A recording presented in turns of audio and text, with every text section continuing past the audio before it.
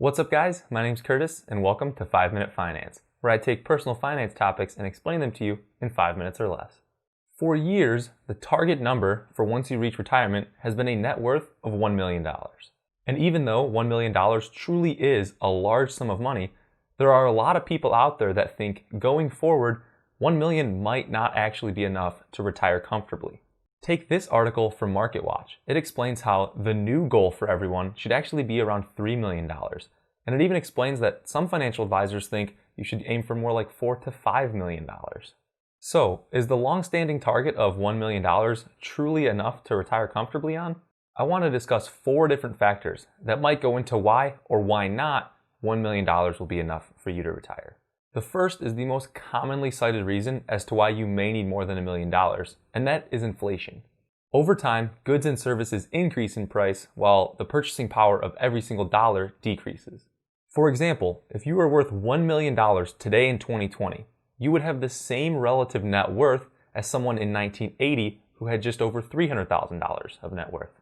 So you can see how when we look at the past, a lot of advisors are saying that in 30 or 40 years, you're actually going to want closer to $3 million to retire comfortably. Although in no way do I disagree with the math behind inflation, I do think that articles like this can also be a little bit discouraging. If people see an article that says even $1 million isn't going to be enough, they might not work as hard to get to that first $1 million of net worth.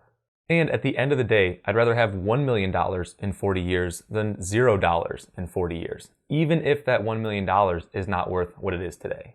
Reason number 2 that $1 million might not be enough for you to retire is just based on what kind of lifestyle you expect to be living once you reach retirement. We often think of millionaires as people with mansions, fancy cars, maybe even yachts. But in reality, if we use the 4% safe withdrawal rate rule, which I've made a video on in the past, $1 million only allows us to withdraw about $40,000 every single year. So if you expect to live an extremely luxurious lifestyle in retirement, there's no way $1 million is going to be enough for you. You may need something closer to $5 or even $10 million. But in no way does that mean that $1 million can't give you an extremely comfortable retirement as long as you set your expectations ahead of time. Reason number 3 is how much debt you retire with. Again, looking at that 4% rule, a $1 million nest egg would allow you to withdraw about $3,300 per month throughout retirement.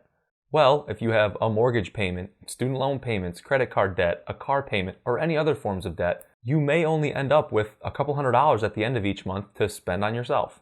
Whereas if you don't have any debt, or at least you have very minimal debt, you could end up with thousands of dollars at the end of each month to spend on yourself. So even 2 people with the same net worth, the one with less debt is going to feel a lot richer. And that's pretty much always the case, but it's especially true once you reach retirement age. The last reason is similar to number 2, where I talked about the lifestyle you expect, but that just has to do with where you choose to live once you retire. The cost of living in New York City is substantially higher than the cost of living in, say, Mississippi. So again, you need to plan ahead of where you think you might want to retire so that you can get a good idea of how much money you will need once you reach retirement age. So is the targeted $1 million still enough to comfortably retire? At the end of the day, it all depends on the lifestyle you expect to have, where you're going to end up retiring, as well as how much debt you're bringing into retirement. If you guys enjoyed the video, it would really help me out if you gave it a thumbs up. And if you're new around here and want more personal finance videos, consider subscribing and hit that notification bell.